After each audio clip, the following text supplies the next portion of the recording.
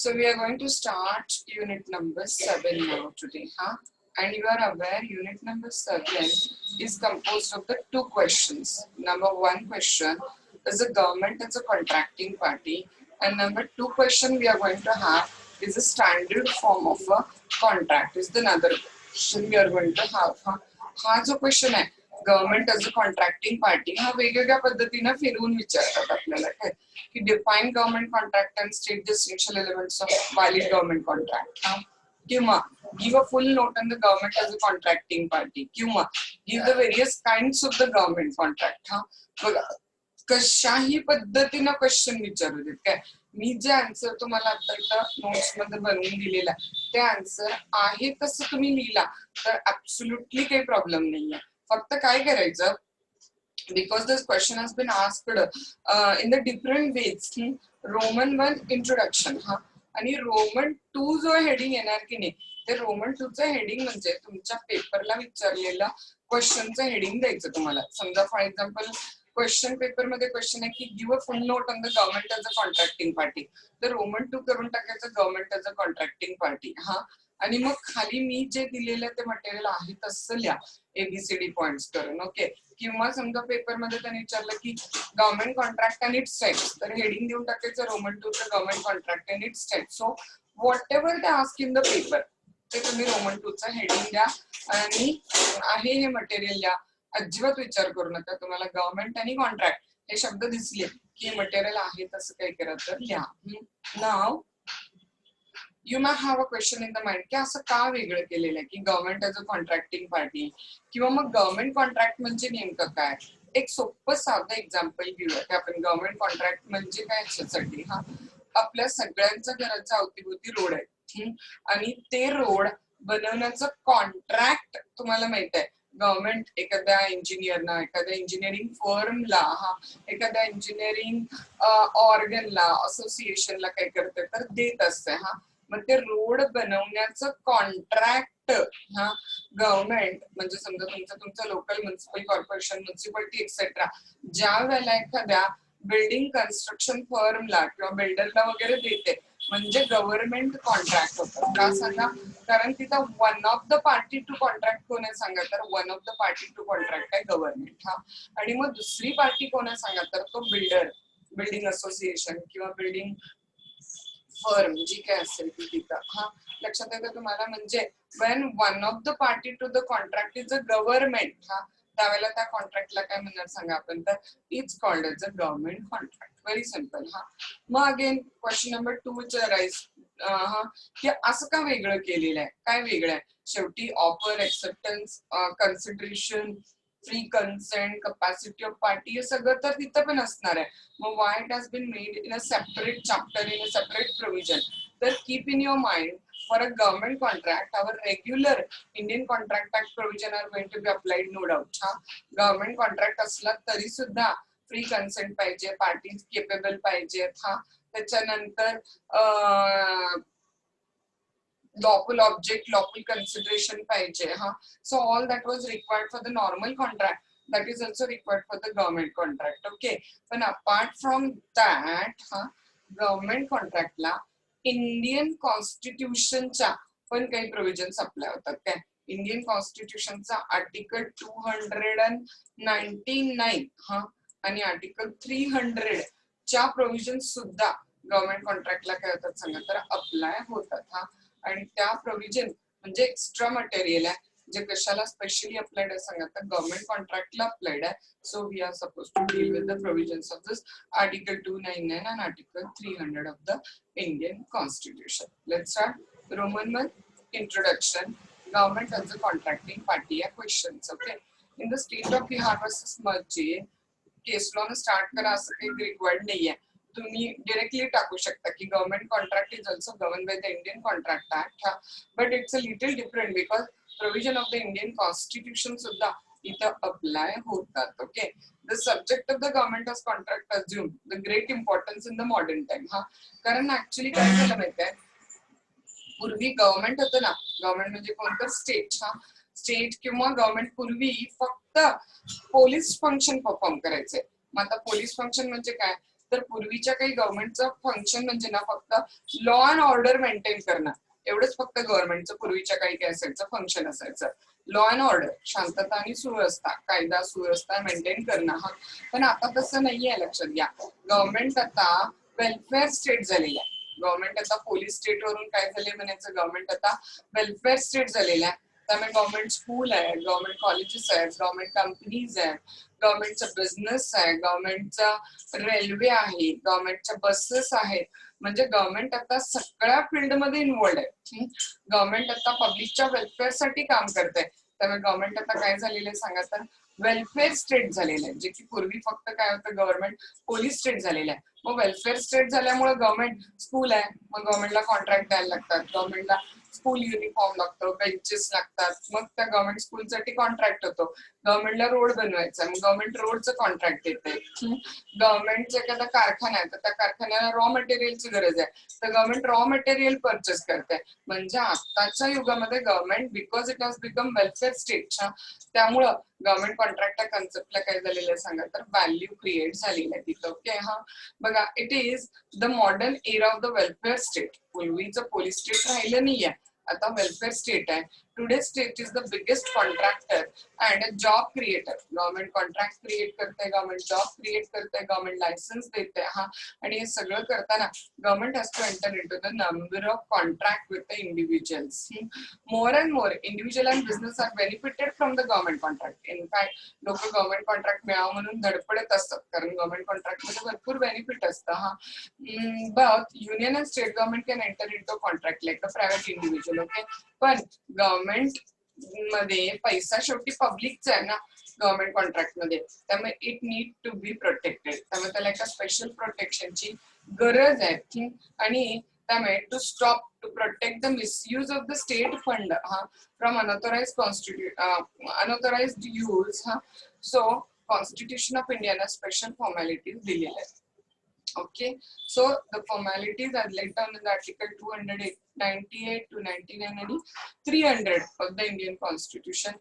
One by one we are going to deal. Okay, me plain government contract Roman 2 केलेला आहे. हा, तुम्ही काय करा, जो पेपरचा क्वेश्चन असेल, किती फिरवून विचारलेला क्वेश्चन असेल, हा तो पेपरचा क्वेश्चन तुम्ही काय म्हणून टाका तर you ask in the form of a second Roman. Government as a contracting party, government contract and its types, government contract as an important part. जे काय फिरवून विचारतील त्याला रोमन 2 तुम्ही करा. ओके, नाव गव्हर्नमेंट कॉन्ट्रॅक्टच्या डेफिनेशनच्या आधी आपल्याला काय बघायला लागेल सांगा, कॉन्ट्रॅक्ट म्हणजे काय. and you all are very well aware about the definition of contract. section 2H of the Indian Contract Act मध्ये कॉन्ट्रॅक्टला डिफाइन केलेलं आहे की contract is an agreement enforceable by law. So agreement पाहिजे, एन्फोर्सेबिलिटी बाय लॉ पाहिजे, तर काय create होते सांगा तर कॉन्ट्रॅक्ट क्रिएट होत आहे. आणि अग्रीमेंट म्हणजे काय सांगा, तुम्ही सगळेजण एव्हरी प्रॉमिस और एव्हरी सेट ऑफ प्रॉमिस जे एकमेकांच्यासाठी काय फॉर्म करते सांगा, forming the consideration for each other is considered as a, काय म्हटलं आपण त्याला, अग्रीमेंट असं कन्सिडर केलेलं आहे. Okay, so simply government contract म्हणजे काय अग्रीमेंट आहे ज्याच्यामध्ये वन ऑफ द पार्टी कोण आहे, गव्हर्नमेंट आहे.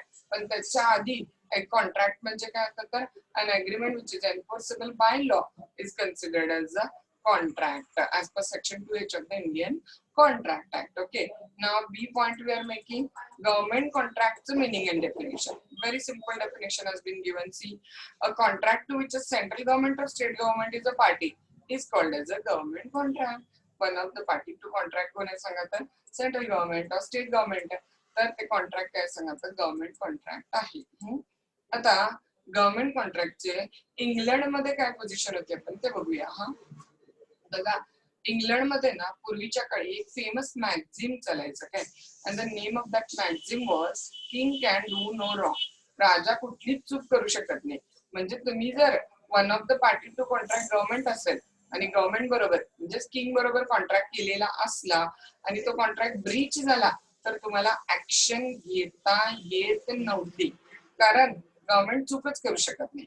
King can do no wrong, त्यामुळे किंग वरती ऍक्शन घेता येत नाही असं मॅगझिन होतं. पण त्यांच्याकडे नंतर क्राऊन प्रोसिडिंग ऍक्ट 1947 पास केला काय, आणि त्या ऍक्टनं राजाला, किंगला आणि ऑर्डिनरी पर्सनला काय केलं सांगा, तर समान फुटिंगवर ठेवला आणि ऑर्डिनरी पर्सननं कॉन्ट्रॅक्ट ब्रीच केला तरी तो लायबल आहे आणि किंगनं कॉन्ट्रॅक्ट ब्रीच केला तरी तो लायबल आहे. आणि अकॉर्डिंगली आता इंग्लंडमध्ये किंगनं सुद्धा कॉन्ट्रॅक्ट केला आणि तो ब्रीच झाला तर तो पण त्याला लायबल आहे. त्यामुळे ऑर्डिनरी लिटिगंट सारखा तुम्ही इव्हन सूट कुणावरती फाईल करू शकता, तर गव्हर्नमेंट वरती किंग वरती सूट फाईल करू शकता. ओके, बघा लक्षात आलं तुम्हाला. इंग्लंडमध्ये king can do no wrong was a principle. आणि त्यामुळं किंग आणि ऑर्डिनरी माणूस पूर्वीच्या काही डिफरंट फुटिंग मध्ये होता. हा king can not be sued अशी सिच्युएशन होती. हा किंग हा प्लेंटिफ असू शकत होता. King can sue, king suit file करू शकतो पण king can not be sued. पण किंग वरती सूट फाईल होऊ शकत नाही. ओके, पण after crown proceeding act crown is placed into the position of litigant, ordinary litigant, आणि त्यामुळे crown can now be defendant also and he can be plaintiff also. So आता king म्हणजेच government, हा king किंवा state can sue also and can be sued also. नाव government कॉन्ट्रॅक्टची इंडियामध्ये काय पोझिशन आहे बघा, एक क्लिअर करा काय की आपल्या इंडियामध्ये हे जे मॅक्झिम आहे की नाही की king can do no wrong, हे आपण कधीच अप्लाय केलेलं नव्हतं. हा त्यामुळे इंडियामध्ये गव्हर्नमेंट हा इव्हन इंडिपेंडन्सच्या आधीपासूनच कॉन्ट्रॅक्ट करू शकतोय आणि गव्हर्नमेंटनं कॉन्ट्रॅक्ट ब्रीच केलं तर गव्हर्नमेंटवरती सूट पण फाईल होऊ शकते. Okay, so this maxim was never accepted in India. तर ह्या गव्हर्नमेंट कॉन्ट्रॅक्टची Indian position state of Bihar versus मस्जिदच्या केसमध्ये त्यांनी बेटर क्लॅरिफाय केलेली आहे. हा काय सांगितलं बघा त्या केसमध्ये, तर ऑनरेबल सुप्रीम कोर्टाने सांगितलं लाईक अदर कॉन्ट्रॅक्ट, दुसऱ्या कॉन्ट्रॅक्ट सारखं गव्हर्नमेंट कॉन्ट्रॅक्टला सुद्धा कुठलं लॉ लागू होतं सांगा, इंडियन कॉन्ट्रॅक्ट ऍक्ट लागू होतो. हा in addition to the requirement of the Indian contract act like offer, acceptance, consideration, ते रूल तर आहेतच. गव्हर्नमेंट कॉन्ट्रॅक्टला पण ऑफर पाहिजे, एक्सेप्टन्स पाहिजे, कन्सिडरेशन पाहिजे वगैरे वगैरे. बट अपार्ट फ्रॉम दॅट कॉन्स्टिट्यूशनचा आर्टिकल 299 मेन आर्टिकल, हा तसं 298 आणि 300 स्लाइटली अप्लाय होत आहे, पण मेन ज्या रिक्वायरमेंट आहेत व्हॅलिड गव्हर्नमेंट कॉन्ट्रॅक्टच्या त्या कुठल्या आर्टिकल मध्ये दिलेल्या आहेत, तर 299चे प्रोव्हिजन कम्प्लीट होणं गरजेचं आहे. Government contract has to comply with the provision of the article 299. Okay, so formalities in Article 299 for contractual liability of central and state government काय सांगा, तर सेम आहे ज्या इंडिव्हिज्युअल अंडर ऑर्डिनरी कॉन्ट्रॅक्ट असतात, पण स्पेशल प्रोव्हिजन आर्टिकल 299 खाली कुणाला दिलेले तर गव्हर्नमेंट कॉन्ट्रॅक्टला दिलेल्या आहेत. तिथं मग एक्झॅक्टली त्या फॉर्मॅलिटीज काय आहेत त्याच्या आधी गव्हर्नमेंट कॉन्ट्रॅक्ट फॉर कसं होतंय त्याच्या प्रोव्हिजन आपण काय करूया तर इथं डिस्कस करूया. ओके, डी नंतर इथे माझ्याकडून बाय मिस्टेक रोमन 1 पडलेला आहे, तुम्ही लक्षात ठेवा. लगेच कंटिन्यू काय करायचं सांगा तिथं, तर ई पॉइंट करायचा. हा नोट्स त्यांच्याकडे समोर आहे, चेंजेस करत जावा. Formation of the government contract article number किती आहे सांगा त्याचा, तर 298 आहे. Article 298 provide the executive power of the union of the each state shall extend to carry out union, प्रत्येक स्टेट दोघं सुद्धा हा आपल्या एक्झिक्युटिव्ह पॉवर अप्लाय करून काय करू शकतात बघा, ट्रेड, बिझनेस करू शकतात, प्रॉपर्टी अक्वायर करू शकतात, प्रॉपर्टी होल्ड करू शकतात आणि वेळ पडलं तर प्रॉपर्टी डिस्पोज ऑफ पण करू शकतात. ओके, आणि अकॉर्डिंगली काय करू शकतात सांगा, तर they can make a contract also for doing the trade, for doing the business, for acquiring the property. हा सो इन सोप्या भाषेत सांगायचं झालं तर आर्टिकल 298 स्टेट गव्हर्नमेंटला आणि सेंट्रल गव्हर्नमेंटला दोघांना सुद्धा कॉन्ट्रॅक्च्युअल फॉर्मेशनची पॉवर देत आहे की सेंट्रल आणि स्टेट गव्हर्नमेंट दोघं सुद्धा ट्रेड करू शकतात, बिझनेस करू शकतात, प्रॉपर्टी एक्वायर करू शकतात, होल्ड करू शकतात, डिस्पोज ऑफ करू शकतात आणि या सगळं करताना रिक्वायर्ड कॉन्ट्रॅक्ट सुद्धा करू शकतात तिथं. नाव द नेक्स्ट, हा ई नंतर पॉइंट आपला मेन पार्ट आहे सगळ्यात, condition for the valid government contract. हा एक गव्हर्नमेंट कॉन्ट्रॅक्ट व्हॅलिड होण्यासाठी काय काय आवश्यक रिक्वायरमेंट आहेत. आता हा जो पॉइंट आहे ना, हा पॉइंट लक्षात घ्या. पेपरला जसं विचारलं असेल त्या पद्धतीनं एफचं हेडिंग थोडंसं चेंज होईल. काय essentials for valid government contract म्हटलं की इसेन्शियल्स म्हणायचं, कंडिशन्स म्हटलं की कंडिशन्स म्हणायचं, रिक्वायरमेंट म्हणलं तर रिक्वायरमेंट टाकायचं, प्रिक्विजिटीज म्हणलं तर प्रिक्विजिटीज टाकायचं.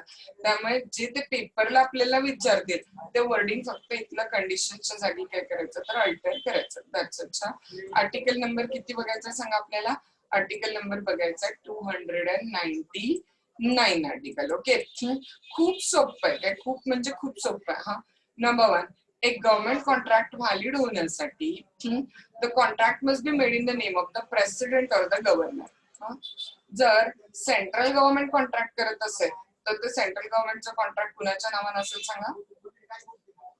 प्रेसिडेंटच्या. हा, आणि जर स्टेट गव्हर्नमेंट कॉन्ट्रॅक्ट करत असेल तर कॉन्ट्रॅक्ट कुणाच्या नावानं होईल सांगा? गव्हर्नरच्या. कंपल्सरी आहे. जर गव्हर्नमेंट कॉन्ट्रॅक्ट असेल तर सेंट्रल गव्हर्नमेंटचं कॉन्ट्रॅक्ट असेल तर it will be with the name of president, आणि स्टेट गव्हर्नमेंटचं कॉन्ट्रॅक्ट असेल तर it will be with the name of the governor. Then the contract of the government to be valid must be made in the name of the governor in case state government, and the contract of the government to be valid must be made in the name of the president in case of the union of the India. Simple. आणि again contract, government contract शक्यतो कसं असावं तर writing मध्ये असावं. बघा, कारकून CG versus Bombay म्हणून एका जुन्या केस मध्ये काय हँड केलेलं? In this case an agreement for the supply of the canal water for the irrigation purpose was entered between एक मिनिस्टर आणि प्लेंटिफ. प्लेंटिफ आणि PWD minister through some letter. Government contract कशासाठी केलेलं लक्षात आलं?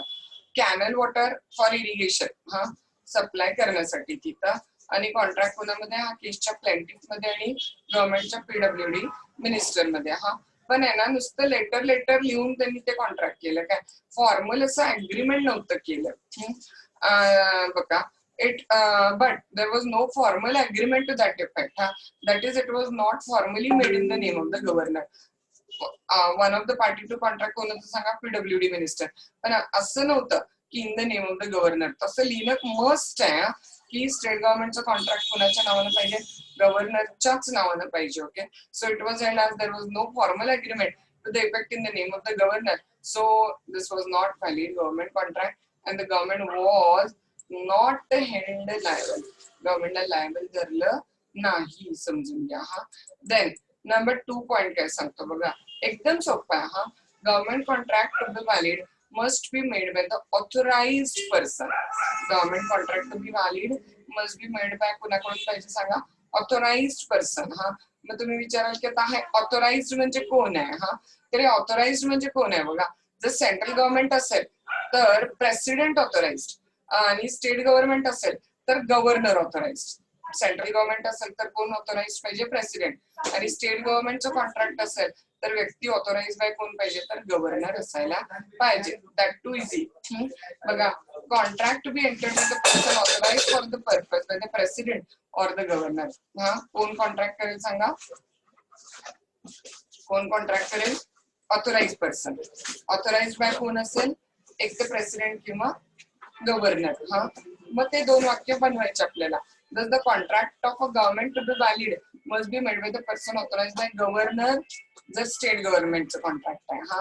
आणि the contract to be valid government contract must be made by the person authorized by president in case union government. युनियनचं contract असेल तर प्रेसिडेंट ऑथोराइज, आणि स्टेटचं कॉन्ट्रॅक्ट असेल तर गव्हर्नर ऑथोराइज. तीनच कॉन्ट्रॅक्ट करायचं. त्यामुळे त्यात लिहावं लागतं बाय अन ऑथोराइज्ड पर्सन असं म्हणून, गव्हर्नर ऑथोराइज पर्सन किंवा प्रेसिडेंट ऑथोराइज पर्सन असं मेन्शन करायला पाहिजे तिथं. Okay, union of India versus NK private लिमिटेडची केस आपल्याला बघायची. फॅक्ट बघा, the director was authorize to enter into contract on behalf of president.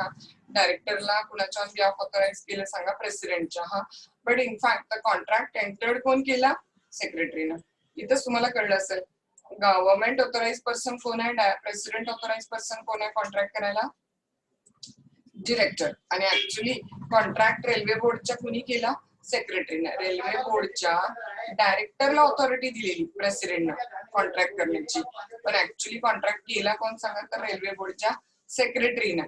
त्यामुळे हा व्हॅलिड गव्हर्नमेंट कॉन्ट्रॅक्ट नाही, कारण हा ऑथोराइज पर्सनने केलेला नाहीये. बघा, Supreme Court held that the contract was entered into by an officer not authorized for the said purpose and it was not a valid binding contract. Okay, then next one बघा काय लिहिलंय? Expressed on behalf of president और governor. हा असं ना खाली compulsory लिहायचं शेवटी की contract is to be expressed on behalf of president, युनियनचा कॉन्ट्रॅक्ट असेल तर, आणि contract is to be expressly made on behalf of a governor, स्टेटचं कॉन्ट्रॅक्ट असेल तर. परत तेच. हा सो बघा काय लिहिलं, the person authorize to make a contract must express on behalf of president, हा जर सेंट्रल गव्हर्नमेंटचं कॉन्ट्रॅक्ट आहे तर, आणि person authorised must express on behalf of governor, on behalf of governor जर स्टेटचं कॉन्ट्रॅक्ट असेल तर. म्हणजे ना इतकं सोपं आहे ते. हा फर्स्ट पॉइंट काय पाहिजे तर, it must be made in the name of the president और गव्हर्नर. सेकंड पॉइंट काय पाहिजे, by an authorized person either by governor or president. And third point काय पाहिजे सांगा, it must be expressed की on behalf of president किंवा governor ते केलेलं आहे.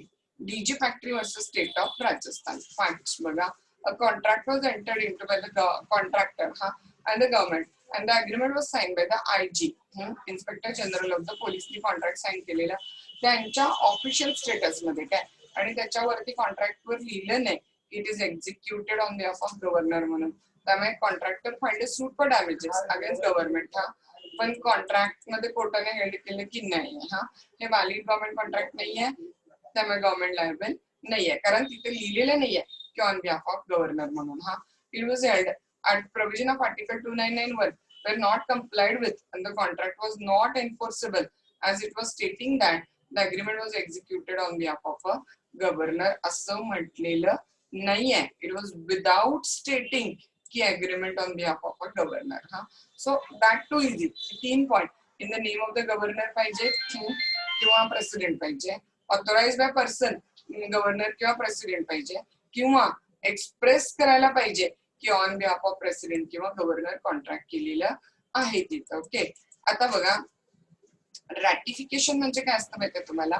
रॅटिफिकेशन म्हणजे ना एखादी गोष्ट आधी केली आहे आणि मग नंतर त्याला मान्यता दिली की त्याला म्हणतात रॅटिफिकेशन. हा मग आता पूर्वी एक मुलचंद नावाची केस झाली काय, आणि त्या मुलचंदच्या केसच्या आधी ना रूल असा होता की गव्हर्नमेंट कॉन्ट्रॅक्ट मध्ये जर आर्टिकल 299 च्या फॉर्मॅलिटीज कंप्लीट झालेल्या नसतील, जर गव्हर्नमेंट कॉन्ट्रॅक्ट मध्ये आर्टिकल 299 च्या फॉर्मॅलिटीज पूर्ण झालेल्या नसतील, पण गव्हर्नमेंटनं त्या फॉर्मॅलिटी पूर्ण झालेल्या नाहीये तरी सुद्धा त्या गव्हर्नमेंट कॉन्ट्रॅक्टला स्वीकारलं, रॅटिफाय केलं, एक्सेप्ट केलं, हा तर मग तो गव्हर्नमेंट कॉन्ट्रॅक्ट गव्हर्नमेंट वरती बाइंडिंग आहे. Previous to the Mulchand case, the point was that even though the Article 299 requirement are not complied with, still what happened in that particular case, still समजा जर गव्हर्नमेंटने त्या कॉन्ट्रॅक्टला रॅटिफाय केलं तर मग ते गव्हर्नमेंट कॉन्ट्रॅक्ट गव्हर्नमेंट वरती काय सांगा तर बाइंडिंग आहे, असं मुलचंदच्या केसच्या आधी होतं. पण आता मुलचंदच्या केस नंतर the judgement cleared this point की जर आर्टिकल 299 च्या रिक्वायरमेंट फुलफिल झालेल्या नसतील आणि गव्हर्नमेंट तरी कॉन्ट्रॅक्टला रॅटिफाय करत असेल तरी सुद्धा ते गव्हर्नमेंट कॉन्ट्रॅक्ट व्हॅलिड नाही. म्हणजे इव्हन गव्हर्नमेंट जरी म्हणत असेल की इट्स ओके, नाही आर्टिकल 299 च्या रिक्वायरमेंट पूर्ण झाल्या तरी we are ready to accept the contract, तरी सुद्धा ते गव्हर्नमेंट कॉन्ट्रॅक्ट व्हॅलिड नाही आणि ते गव्हर्नमेंट वरती बाइंडिंग नाहीये. सो बघा हेडिंग आता, after the Mulchand case no ratification or estoppel of the government contract without complying the requirement or formalities of Article 299. That's it. Before 1968, म्हणजे मुलचंदच्या केसच्या आधी the judicial view काय होता सांगा की government even though could not be sued on the formal contracts, yet it could accept the responsibility by ratification. रॅटिफिकेशनचा अर्थ पण लगेच लिहून दिलाय बघा, सबसिक्वेंट असेंट. पण मुलचंद वर्सेस स्टेट ऑफ एमपीच्या केसमध्ये सुप्रीम कोर्टाने आपला व्ह्यू चेंज केला आणि खूप स्ट्रिक्ट रिजिड म्हणजे न बदलणारा स्ट्रिक्ट व्ह्यू घेतला आणि काय हेड केलं की there was no question of ratification or estoppel bar against the government. जर कॉन्ट्रॅक्ट काय असेल सांगा तो in conformity with of article 299(1) नसेल तर. सिंपल, जर 299 च्या रिक्वायरमेंट पूर्ण झाल्या नाहीत तर गव्हर्नमेंट स्वतः जरी जबाबदारी स्वीकारत असेल तरी सुद्धा ते गव्हर्नमेंट कॉन्ट्रॅक्ट गव्हर्नमेंट वरती बाइंडिंग नाहीये. पण दोन केसेस मध्ये आर्टिकल 299 च्या रिक्वायरमेंट पूर्ण नाही झाल्या तरी चालतात. Okay, however there are two exception to the rule. काय सर्व्हिस अग्रीमेंटला ना आर्टिकल 309च्या प्रोव्हिजन लागू होतात. त्यामुळे सर्व्हिस अग्रीमेंट म्हणजे जॉबला ठेवून घेतलेलं असेल गव्हर्नमेंटमध्ये तर त्याला आर्टिकल 299 नाही, आर्टिकल 309चे प्रोव्हिजन लागतात. त्यामुळे त्याला आर्टिकल 299चं कंप्लायन्स नाही केलं तरी पण चालतंय. आणि दुसरं statutory contract are there. Statutory contract म्हणजे काय, तर जे कॉन्ट्रॅक्ट एखादं स्पेशल स्टॅट्यूट खाली बनवलेले. स्टॅट्यूट परवा तुम्हाला सांगितलेला, पार्लमेंटने एखादा ऍक्ट पास केला म्हणजे लोकसभेत बिल ठेवलं, राज्यसभेत बिल ठेवलं, दोन्ही हाऊसेसमध्ये बिल पास झाल्यानंतर प्रेसिडेंटच्या असेंटला गेलं आणि प्रेसिडेंटने असेंट दिली की ज्यावेळेला बिल ऍक्ट होते, Indian contract act, Indian companies act etcetera, तर ज्यावेळेला ते बिल ऍक्ट होतं की नाही त्यावेळेला ते काय बनतं म्हणायचं, स्टॅट्यूट बनत असतंय. मग जे कॉन्ट्रॅक्ट स्पेशल स्टॅट्यूट न बनलेले असतात की नाही त्याला आर्टिकल 299च्या रिक्वायरमेंटची गरज नसते. काय, कारण त्याला त्यांचा स्पेशल स्टॅट्यूट असतो आणि त्या स्टॅट्यूट खाली त्याचे रूल्स बनवलेले असतात. त्यामुळे आर्टिकल 299च्या रिक्वायरमेंटची त्यांना गरज नसते. Okay, so article 299(1) does not apply to the statutory contract. Okay, now statutory contract म्हणजे काय सांगा, तर the contract which are made in the exercise of the statutory power and not under the general executive power. General नाही आहे, statutory power खाली केलेले contract आहेत. Okay, say for example issuing the licence of the liquor under the law. लिकरचा तो excise आणि ह्याचा वेगळा लिकर शॉप ऍक्टच असतो त्यांचा. त्यामुळे त्यांना हा पर्टिक्युलर लॉ आर्टिकल 299 ऍप्लिकेबल होत नाही, कारण त्याचा स्पेशल ऍक्ट आहे. त्या ऍक्ट खालचं प्रोव्हिजन त्याला काय होतात तर लागू होतात. ओके, सो बॅक अगेन बघा, परत पूर्वी गव्हर्नमेंटने आर्टिकल 299च्या रिक्वायरमेंट कंप्लाय नाही झाल्या तर स्वतः जर रिस्पॉन्सिबिलिटी एक्सेप्ट केली की even though the requirement of article 299 are not complied, we are ready to accept the responsibility under government contract, that they were held to be liable. But after the Munson case, it is cleared की article 299च्या requirement इतक्या mandatory आहेत, इतक्या compulsory आहे की जर त्या तुम्ही fulfil नाही केला तर तो कॉन्ट्रॅक्टच्या गव्हर्नमेंटने रॅटिफिकेशन जरी दिलं तरी पण त्यांच्यावरती बाइंडिंग असणार नाही. ओके, मग आता क्वेश्चन मार्क आहे की गव्हर्नमेंट कॉन्ट्रॅक्ट जर व्हायलेट झाला तर लायबल नेमकं कुणाला धरायचं.